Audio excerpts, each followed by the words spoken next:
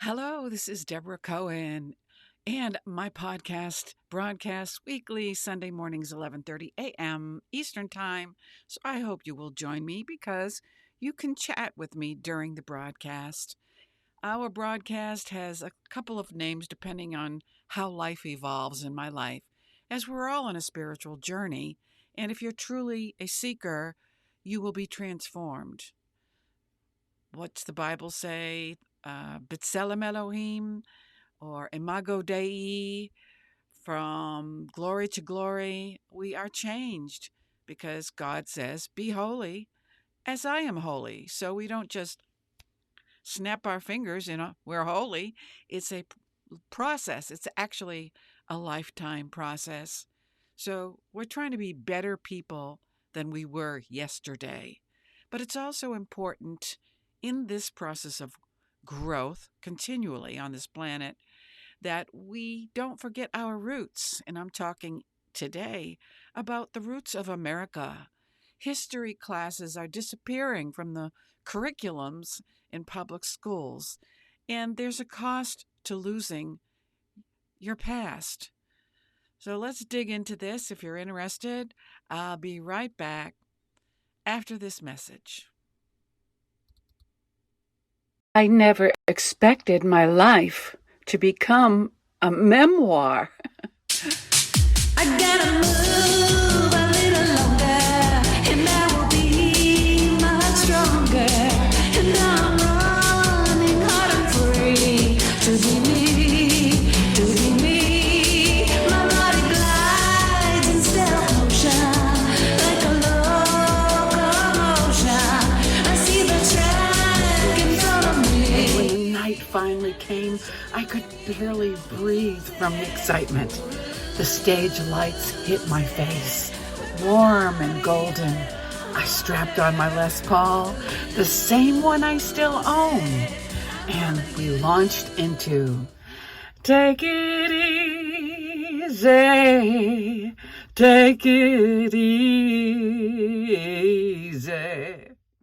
Follow if you believe pain can become purpose. Okay, this is Deborah Cohen again. I'm glad you're here. And what is the name of this podcast? Somebody was asking. Well, it started out as a story and a song. And then I kind of thought, because as a senior citizen, I'm evolving into a Tai Chi Yang style teacher, 24 short form, I should call it the Tai Chi Kindness. But then I got interested in writing this book for the 4th of July, 2026, and I changed the name to Judeo-Christian America. But anyway, they all apply, under the umbrella of my business called perennialpeople.us, and the website is still under construction. But it's kind of, if you're an artist like me, or, if you're an artist, sometimes you're multifaceted and it's hard for people to understand what exactly you're all about. So I'm going to put everything I'm doing, which is multiple businesses, meaning indie music, an author writing nonfiction books, a merch designer, or they call it band merch on Amazon. If you just search, like, for example, this shirt here, I don't know if you can see it because my microphone's in the way, but if you search George Washington quote for America on Amazon, you'll discover my merch, Deborah Cohen Music. You could search that as well. And then, fourthly, I am getting certified to teach Tai Chi, specifically to people like me that are senior citizens or anybody that's in recovery. It's sometimes a long road. A lot of us are still dealing with COVID symptoms post COVID. And one of my issues is as a singer, which is detrimental breathlessness. So Tai Chi is a way that I can still move because you know what? Motion is lotion. Like my Aunt Madge and me, we work out online every Monday morning on Zoom at 9:30 a.m. Eastern Time. So we realize she's great. My aunt is like in her 80s, and she's still hula hooping. So I'm just going to, or how about this? If you don't know my Aunt Madge, how about, I'm sure most people, at least my age, know who Cher Bono is. And she's in her 80s and she is just going strong. That woman is not slowing down. So we don't have to sit in the rocking chair and wait for the cows to come home, which our previous generations thought once you hit my age, you just go on the porch and swing. That's not for me, babe. So, anyway, here we are, and we're going to talk about history. I'm just going to read from this journal.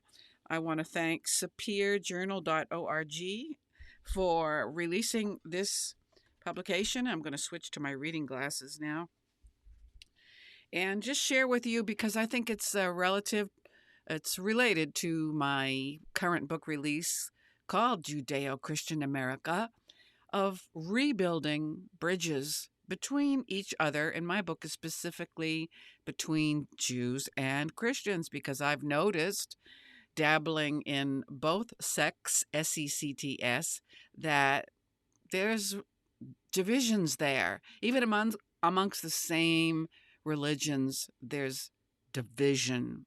So we don't want to be divided. We want to be united. And the thing is to be united without having to agree with what somebody else thinks or believes. That seems to be a difficult task nowadays. It seems like promoting hatred in the media gets more likes than this podcast, actually, you know. So, what does that tell you about the moral condition of this country? If you're interested, like me, in rebuilding bridges between Americans, then this article is for you. All right.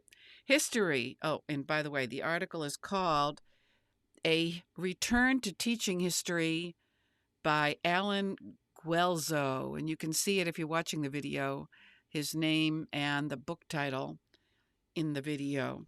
So let's listen. History was not supposed to be America's long suit. The founding fathers prided themselves on the historically unprecedented nature and radicalism of their revolution. And in the century that followed, our greatest national poet, Walt Whitman, and that's a matter of opinion, celebrated pioneers who cheerfully sing, "All the past we leave behind. We debouch upon a newer, mightier world, varied world, fresh and strong, the world we seize." History has grown even less central to our imaginations in the 20th century, in the 21st century that we're now in, as the focus of the American education has, over the past 150 years, shifted away from the formation of citizens to the training of employees. Okay?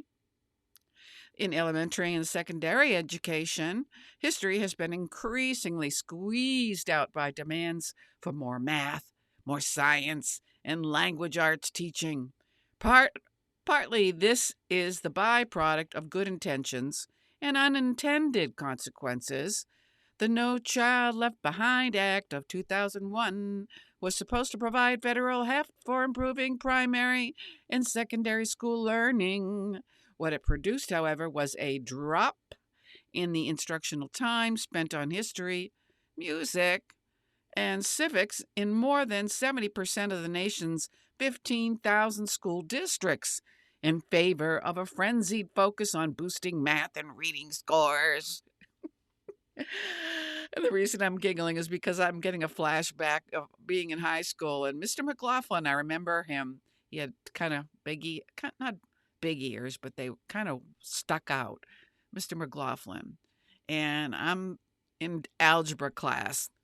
I don't know if I hated that class more or whatever. So let me just stick to the story. You don't want to hear my commentary. But anyway, Mr. McLaughlin called on me and he said, "Debra, what is X plus Y? What does it equal?" And I looked at him. I think it was 11th grade. I'm like, "I don't care." He said, Excuse me? That's when teachers were the final say. And I said it again. I don't care. Deborah, Miss Deborah, go out into the hallway and stay there for the remainder of the class. And I'm like, yay. And to this day, I'm like, I still don't know why I need to know that. But I remember X plus Y equals Z. Okay. It doesn't help me. Sorry. I'm just not, my brain doesn't understand that. So, one of the things as teachers, we know, hopefully, that not all students learn the same way. And just bowling me over with an incomprehensible equation that makes no sense to me, it's up to the teacher to find a way to make it interesting to the students. Ding, ding, ding. Okay. All right.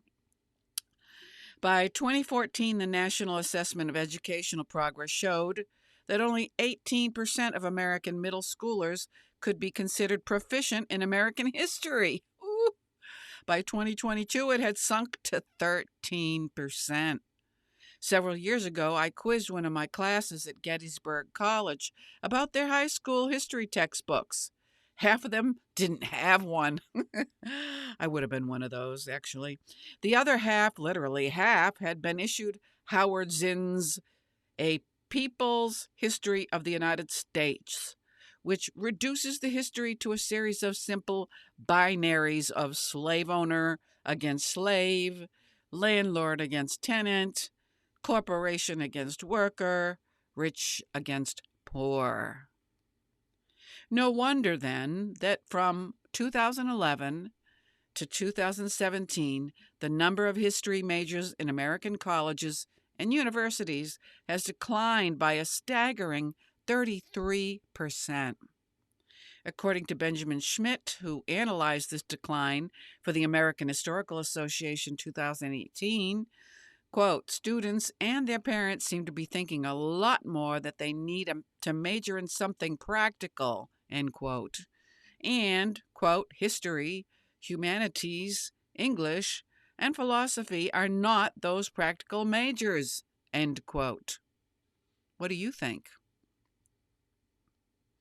And they are not entirely wrong. The number of college and university history teaching positions advertised on the academic job site HNet collapsed from a high of 742 in 2007 to just 285 in 2023, with only 61 of those positions being open to new career historians of the United States. Uh-oh. Nor is the future of history likely to improve. Today's undergraduates have lived all their educational lives on keyboards and screens, and I have had to deal with more and more students whom I cannot send to the archives to do research because, quite simply, they cannot read cursive. Ugh. And as a former high school teacher, I can vouch for that because a lot of my students were never taught how to sign a check with cursive handwriting, and they couldn't read it, nor could they write it. There is a price to be paid for this. History is the meta-narrative. Everything in human experience and knowledge has a history, and without knowledge of that history, we are condemned to a constant recovery from the starting line, as though we were Bill Murray in Groundhog Day. Now, as a side note, the author is like, he's thinking that I remember that movie. I don't. And I haven't watched it again, so it just wasn't my cup of tea. But anyway, if you're a Groundhog Day fan, then you understand what this guy's saying. The impulse to wonder about the past and cast it into a narrative is as old and deep as the cave paintings of Lascaux and as recent as last night's documentary. Yet history presides over more even than narrative, whether it's Thomas Cole's The Course of the Empire paintings, Shakespeare's plays, or Verdi's Ada. History has been the former or the informer of all the other arts. So again, this author is assuming that I know what those things are. So I have no idea. Maybe you do. If you do, explain in the chat, and I'll be back after this brief message. I don't even know where to start. These people didn't give up. Neither can I. Peace isn't a dream. It's a story we have to write together.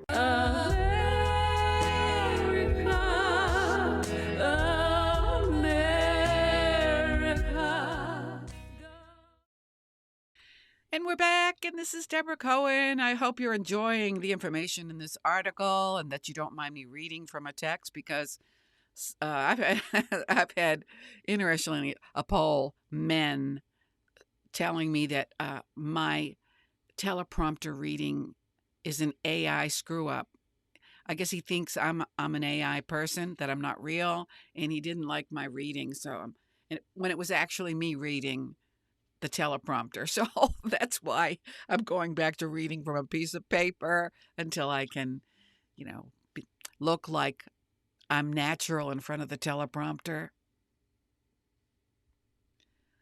All right, let's continue with the topic of a return to teaching history, specifically in America. All right, but looming up behind all of these in importance is the sense of identity that history imparts to individuals and societies.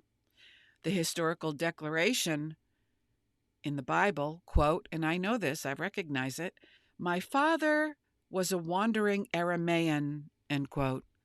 Do we even know what an Aramaean is? Okay. Was the first statement of a Jewish identity in Deuteronomy 26:5. Check it out. And it is no accident that these words appear in the central portion of the Passover Haggadah, or the Haggadah, depending on which way you want to pronounce it, a text designed to shape identity through the recitation of historical narrative. Think about it. I'll take a breath so you can absorb. The experience of the past forms our present. Who we were shapes who we are. True or false? Put it in the chat. Who we were shapes who we are. Yes. But sometimes, like if you've suffered abuse, you need to overcome the trauma so you don't stay that way today and every day. And I am speaking from experience. St. Paul tried the same narrative technique, exhorting the first generation of Christians to connect their history to that of the Jews. And here's the quote from the Brit Chadashah, specifically 1 Corinthians 10, verses 1 through 3. For I do not want you to be ignorant of the fact, brothers and sisters, that our ancestors were all under the cloud, and that they all passed through the sea. They were all baptized into Moses in the cloud and in the sea. They all ate the same spiritual food. I'm taking a pause so you can think about it.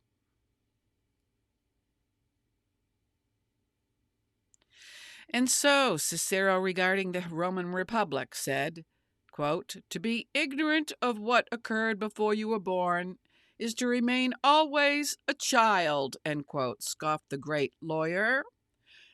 End quote again, "For what is the worth of human life unless it is woven into the life of our ancestors by the records of history," end quote. I wish my teacher had told me that, the value of history, because I remember as a child, I'm talking about elementary school, or maybe it was junior high, I had a chip on my shoulder. Not when I was real young. I'd say by the time I was 13, because of something that happened to me, which you can find out if you want to know what happened to her. Well, then go to YouTube and look up the song "Your Debt," and you will find exactly what happened to me. So I developed a chip on my shoulder. And the teacher said, "We're going to study about whatever." And I said, "Who cares about dead people?" I mean, seriously, that's what I said.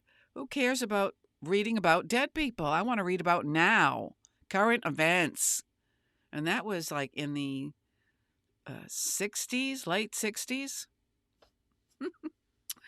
My.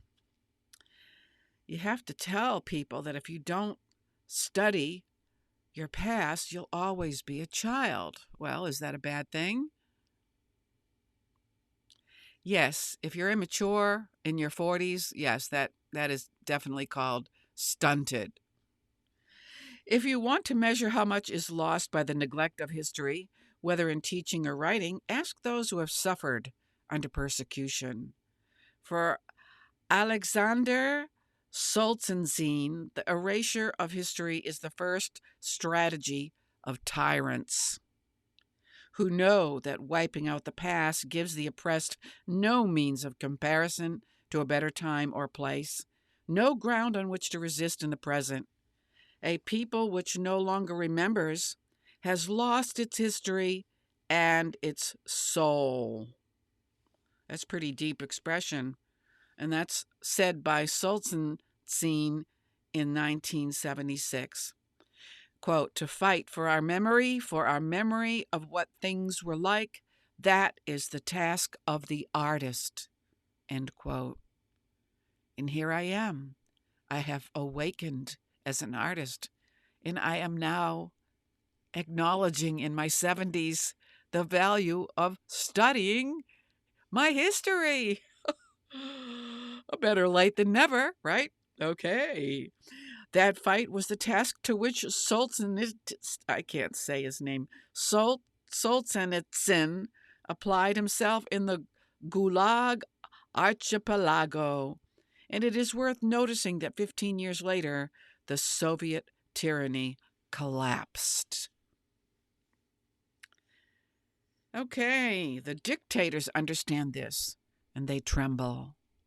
Much as every despot has come to power, promising better future worlds of various sorts, the totalitarian my tongue got in the way. The totalitarians really look first to control and manipulate history. Can you relate to today with all the propaganda? The great Czech novelist Milan Kundera saw this in the Eastern European Soviet bloc. Quote, "They shout that they want to shape a better future, but it's not true," end quote, Kundera objected. "The autocrats want to be masters of the future only for the power to change the past. This is why the first step in liquidating a people is to erase its history and memory." Quote, "Destroy its books, its culture, its history, then have somebody write new books, manufacture a new culture, invent a new history," aka propaganda. "Before long, the nation will begin to forget what it is and what it was. The world around it will forget even faster." And I can see that we have this condition in America today, which concerns me greatly as an American citizen and a teacher.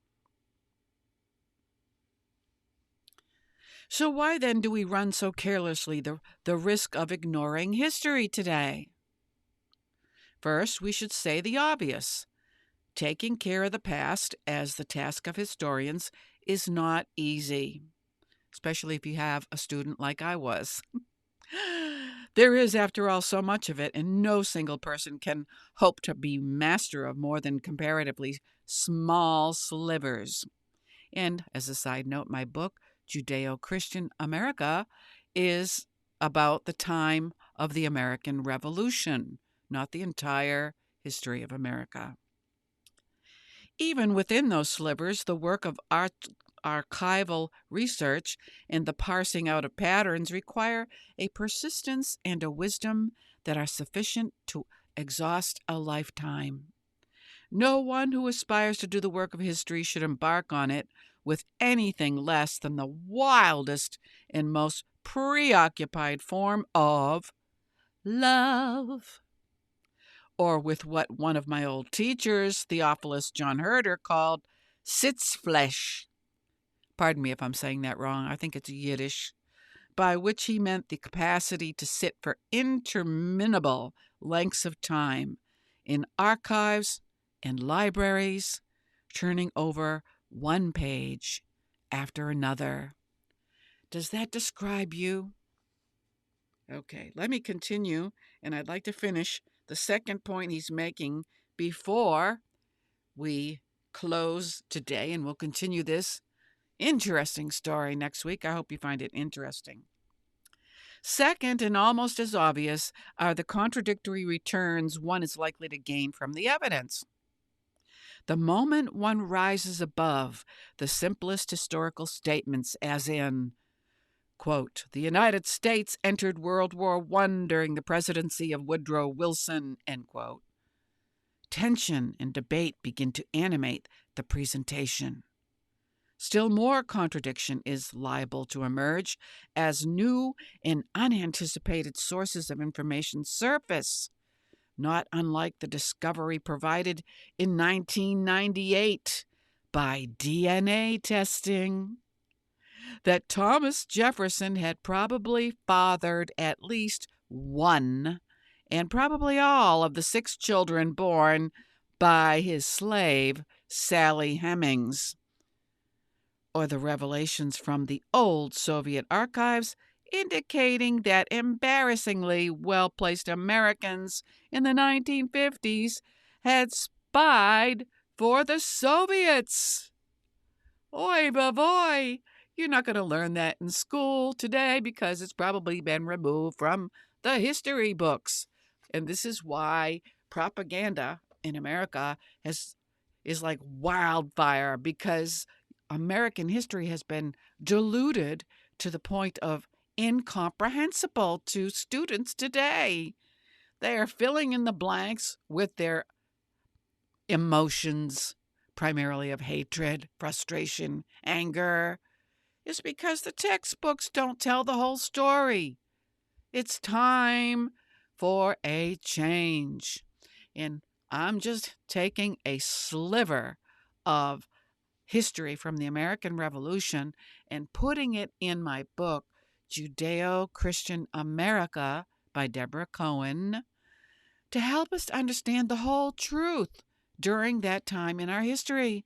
Because some peoples have tried their best to erase anything Jewish from our history, which is how we come up with today the statement that America is a Christian-only nation. That tells me that whoever is saying these things has never learned the part that Jews played in the growth and success of America's birth.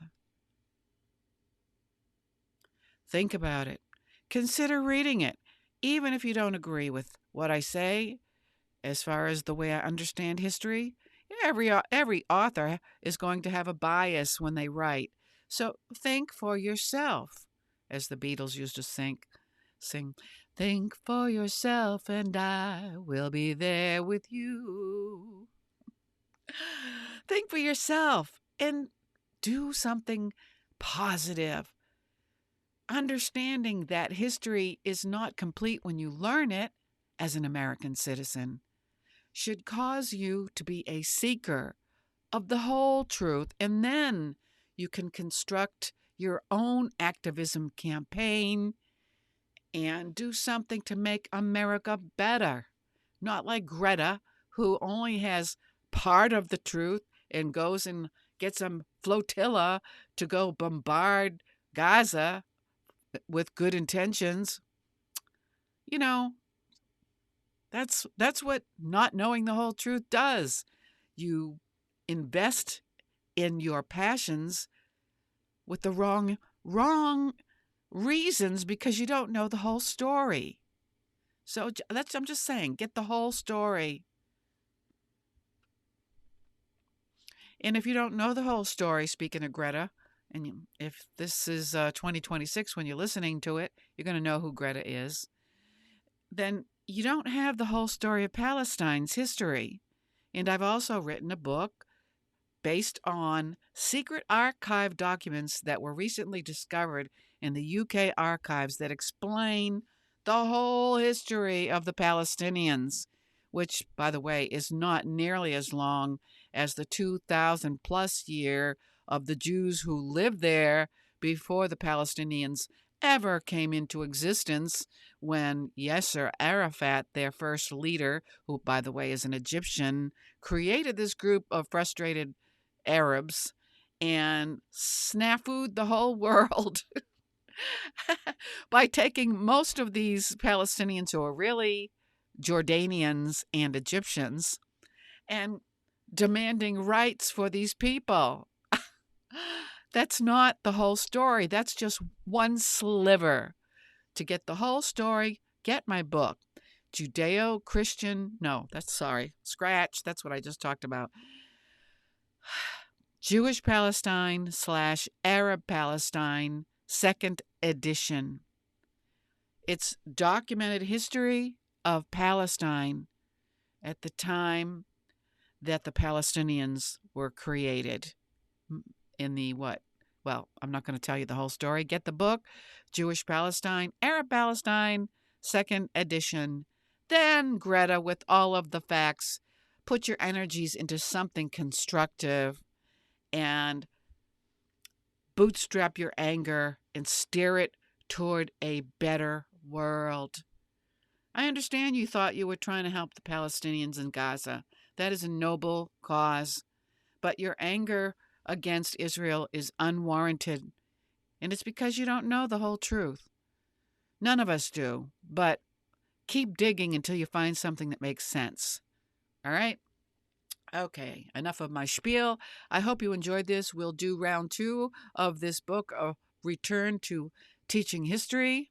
Thank you, Alan.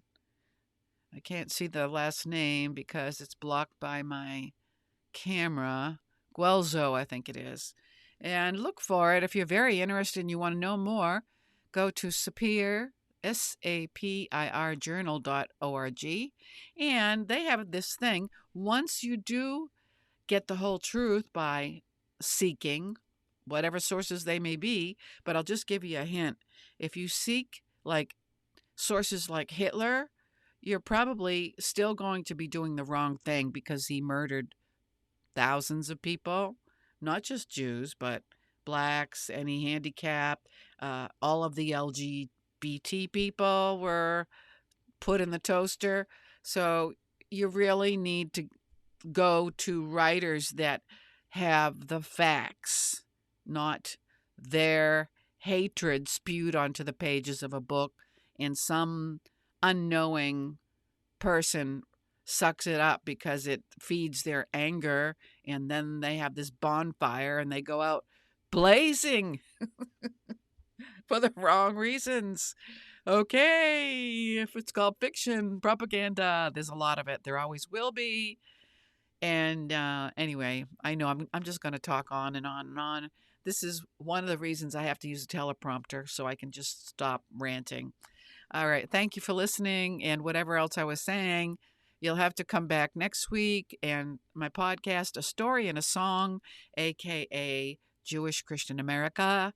If you want to know more about me, you can go to my books website, Debra, that's Debra, Cohen, Cohen, books.org. And if you'd rather pursue my music, you can go to DebraCohenMusic.com. Thank you for listening. It's been fun, and I hope you learned something new and you'll do something good with it. Tell me something good. Do, do, do, do, do, do, do, do.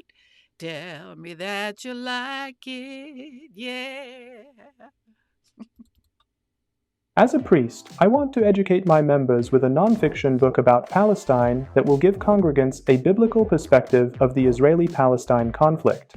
I found this new book, Jewish Palestine, Arab Palestine 2nd edition, which was published right after President Trump took office in 2025. It explains the chronological details of the conflict and why the two-state solutions go against the Bible.